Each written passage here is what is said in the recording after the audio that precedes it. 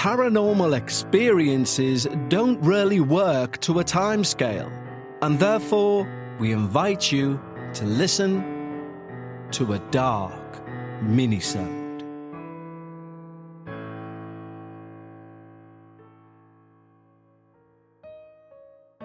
Hello everyone, and welcome back to another installment of a Dark Minisode.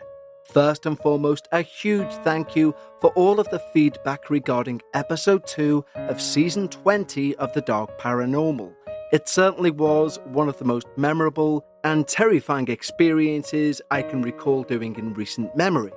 Now, very quickly, before we hit today's Dark Minisode, a quick reminder of our new way to submit your experience for the show. And that goes for any of our shows, be it a minisode, something for Dark Bites, or indeed an episode of the Dark Paranormal. And that is either to click the link in the show notes below, or to visit the website thedarkparanormal.com and click Submit Your Experience.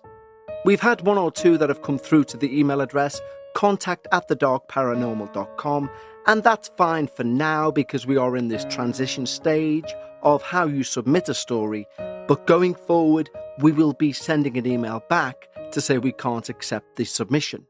I went into more detail with our Patreons, but in brief, we need to do it this way so that we don't end up in a situation like we did last season, where it should have been 10 episodes and we had 9. In fact, the perfect example of why the story submission process is the way it is happened just last week. Episode 2 was not meant to be the episode you heard. We just finished recording and editing, and were about to release what was episode 2 when we received an email from the individual saying they did not have the permissions of other people to submit that story, and therefore asked us if we could not release it, which was very frustrating, but we of course would never release something against someone's will, so we had to start again from scratch, which took the full day, more or less, after recording the first episode.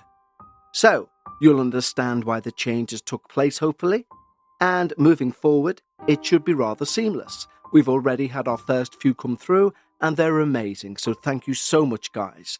As I say, if you wish to submit your experience, either visit the website thedarkparanormal.com or click in the show notes. But today's Dark Minisode comes to us from someone who wishes to use a pseudonym. They want to remain anonymous, so they will go by their old nickname, MJ. And they write, "Good afternoon, Kevin. Firstly, thank you for taking the time to read this. Secondly, I wish to remain anonymous for my career's sake. I'm a librarian and involved in the Catholic parish, so I'll be using my old nickname, MJ. Apologies in advance for the timescale. I do have everything in chronological order, but I don't have the exact dates, as this was over 6.5 years ago, but I will do my best. Most of my attacks came in the middle of the night. I've had nightmares since I was young, mostly brought on by familial trauma and stresses in everyday life.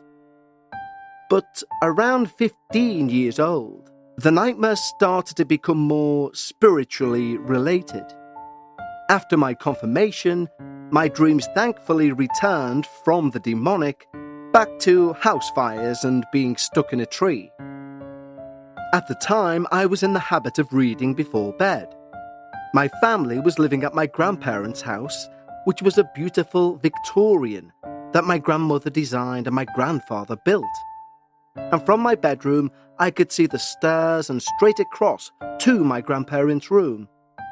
There was a time when I was reading by the light of my nightstand lamp when I got a tingle down my spine, like I was being watched. I usually ignore that because I usually am, and it's a family member. At this time and still now, I was afraid of the dark. Very mature of me, I know. And I always turned the hall light on and opened the door when I went to bed. In this case, however, I happened to look up from my book and I saw a man standing on the halfway landing on the stairs. looking at me from between the railings. I don't know how to describe him other than the fact he wasn't a man. He was a large masculine shape, a shadow unlike any I had seen before, darker and heavier than a real shadow, with red eyes. It took all I could not to scream from the top of my lungs. In hindsight, I don't know how I was so calm. I snatched my rosary from my nightstand, rolled over and prayed until I fell asleep. After that, I only slept with my door shut, using the closet light to calm my anxiety. Not that closing a door would matter to a demon, but I did what I could. For the next several nights, I would hear pacing outside my door. Occasionally, I would jolt awake from being almost asleep to see long, gnarled, black fingers curling around my door, slowly pushing it open. After about a week of that, I woke up at 2 a.m. to find a man standing on the floor, looking at me. He was about 6'5" and very handsome. There was something about him that instantly made my skin crawl, though, other than the fact that a man was standing at my bedside. When his form flickered, I saw sharp teeth and heavy-set brows. I began screaming at him to leave me alone. I shouted Hail Marys at him until he went away. The next morning, I asked my mother if I woke her up, with all my shouting the previous night. She said she hadn't heard a thing. This happened several more times. On the 7th night, however, after waking to find this devil at my side again, scratching his nails up my arm this time, a second figure came into the room. She wore an old dress, something from the medieval times. She and Satan stared each other down for what seemed like ages. The woman sat at the end of my bed, rubbed my shin with her hand, and introduced herself as Catherine. Her presence was instantly relieving to me, and I felt all tension leave my body. She said she was sent to help me. I knew then that she would be my confirmation saint. She stayed with me at the end of my bed until I fell asleep. Satan had left me alone for a few days after that. But when he attacked again, it was worse than all he'd done before. In retrospect, I think he was angry that God sent someone to protect me. And he knew he had to up the horror show to do any harm. Let's take a quick break to tell you about a wonderful product. Did you know there are more than 1,000 hormone disruptors living rent-free in our world? From the food we eat to the air we breathe, even the skincare we use, they could be messing with your hormones and making you feel like you're stuck in a mystery of your own. And just like a plot twist in a true crime story or one of those unexpected scary moments in our submitters' experiences, hormonal changes like premenopause or menopause can strike at the most unexpected times. And suddenly you're dealing with mood swings, sleepless nights, and all those other symptoms that make you feel like you're losing control. But here's the good news. This is one mystery you can solve with Happy Mammoth. Just take the 2-minute free quiz from Happy Mammoth, answer a few simple questions about what you're experiencing and where you're at in life, and you'll uncover the real culprit behind your hormonal symptoms. And the best part? After taking the quiz, you'll get a personalized recommendation to help you balance your hormones so you can feel like yourself again. The results are impressive. There are over 40,000 reviews on their website. Women cannot stop talking about it on social media. A bottle of Hormone Harmony is sold every 24 seconds. According to a survey, 86% of the women started losing weight, 77% say it improved their mood, and the biggest benefit? 100% of the women surveyed said they're feeling like themselves again. For a limited time, you can get 15% off your entire first order at happymammoth.com. Just use the code DARKParanormal at checkout. That's happymammoth.com and use the code DARKParanormal for 15% off today. I was home alone in the early evening, and I leant back against the kitchen countertop. playing a game on my phone, and I don't know why I looked up, but when I did, I looked into the sunroom just off the kitchen area. There, on my grandmother's freshly reupholstered armchair, sat a decomposing, decapitated head. I blinked and rubbed my eyes, but it didn't go away. Stupidly, I stepped closer, and the shadow figure from the stairs appeared in the doorway. I flicked all the kitchen lights on, not daring to take my eyes off him for a second. When he didn't go away, I grabbed my phone, ran upstairs, slammed my door, and waited for somebody else to get home. That night, I kept waking from nightmares. When I woke around 3 a.m., I saw a man surrounded by soft white light, standing guard at my bedside. He felt protective and warm, like Catherine, and in a split second, I knew he was my guardian angel.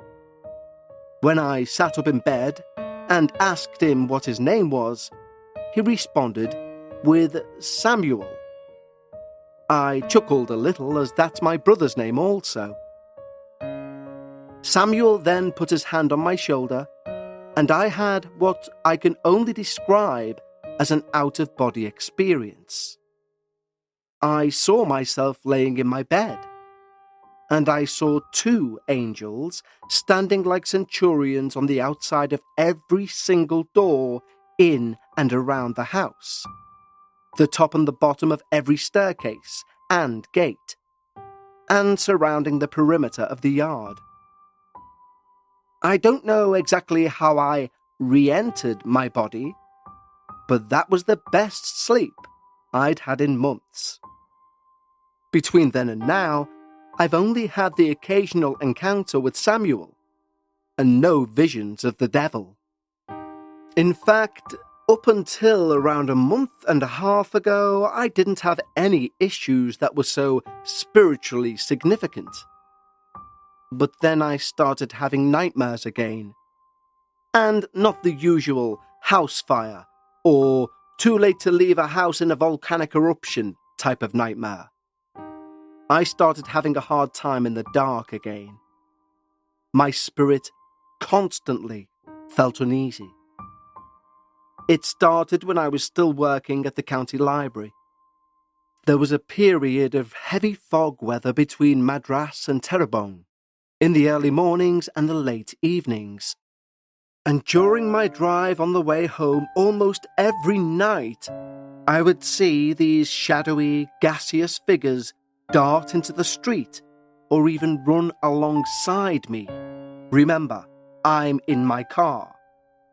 It literally got to the point that it was dangerous for me to drive because I didn't know if I'd have to slam on the brakes or swerve and crash my car.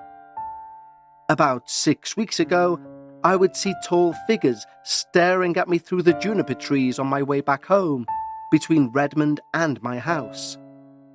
About 5 weeks ago, I was laying in bed, facing my mirror-sided closet doors, when I saw a dense shadow man staring at me through my window, all black and heavy, with pinprick white glowing eyes.